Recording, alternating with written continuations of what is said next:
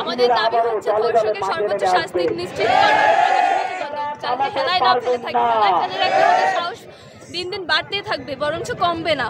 আমাদের দাবি হলো আসিয়ার ধর্ষকের সর্বোচ্চ বিচার চাই, মৃত্যুদণ্ড চাই, আমরা নিরাপত্তা চাই, আমরা নিরাপত্তা চাই যাতে আমরা দিনের চলাচল করতে পারি এবং দেশে যে প্রত্যেক দিন প্রত্যেকটা স্কুলের সাথে 10-12টা করে ধর্ষণের নিউজ দেখা যাচ্ছে, এগুলো যাতে বন্ধ হয়।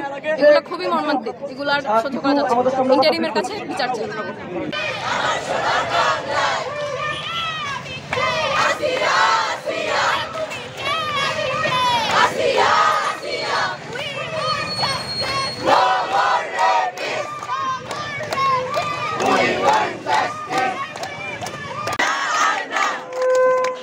আমি সবাইকে অনুরোধ করবো কোনো গাড়ি যাতে যেতে না হয়, রাস্তা ব্লক করে ছড়ায় দেন। আমাদের তালাইবাড়ি থেকে বিশাল মিছিল এখন আমাদের সাথে এসে যোগ দিচ্ছে, সবাই আর একটু ছড়ায় যান।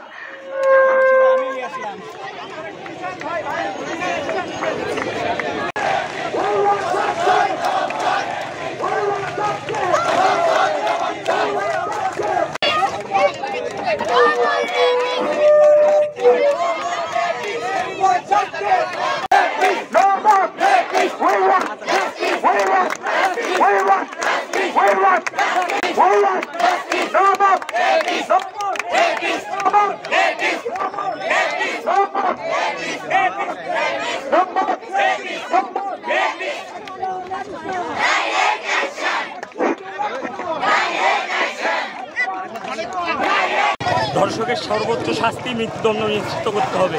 সময় কেন লাগবে? 180 দিন সময় কেন লাগবে? ধর্ষিত যে হয় তাকে কি সময় দেওয়া হয়? তাকে তো সময় দেওয়া হয় না, তাহলে সময় কেন লাগবে? ধর্ষণ প্রমাণিত হওয়া মাত্রই যেন সর্বোচ্চ শাস্তি মৃত্যুদণ্ড নিশ্চিত করা হয়, এটাই আমাদের একমাত্র দাবি।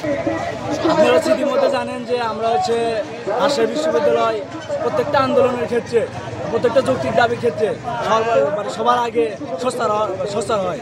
তার প্রেক্ষিতে আমরা এবার দর্শকদের বিরুদ্ধে সর্বপ্রথম আজ তুলেছিলাম এবং আজকে যে কর্মসূচি সেটা 15 দিনের মধ্যে তদন্ত করে সর্বোচ্চ 30 দিনের মধ্যে দর্শকদের সর্বোচ্চ শাস্তি নিশ্চিত করার জন্য আমরা ইন্টারিম গভর্নমেন্টে স্পষ্টভাবে জানিয়ে দিতে চাই।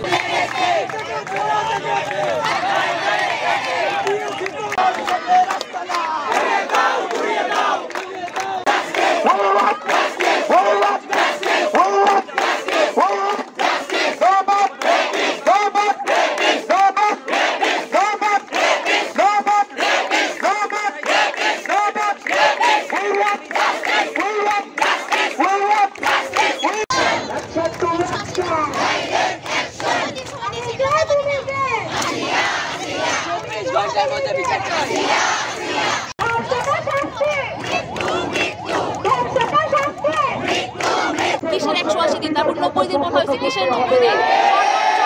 সর্বোচ্চ 30 দিন দেওয়া যেতে পারে, এর বেশি না।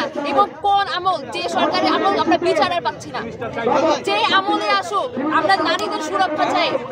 এই আমল কোন সরকারের আমলে আমরা নারীদের সুরক্ষা পাচ্ছি না, নারীদের বিচার পাচ্ছি না, ধর্ষণের বিচার পাচ্ছি না, তাহলে আমরা নিরাপত্তা হবো কবে? নিরাপদ কবে হবো? আমরা কার কাছে আমরা নিরাপদ থাকবো? ঘরও নিরাপত্তা, বাইরেও নিরাপত্তা,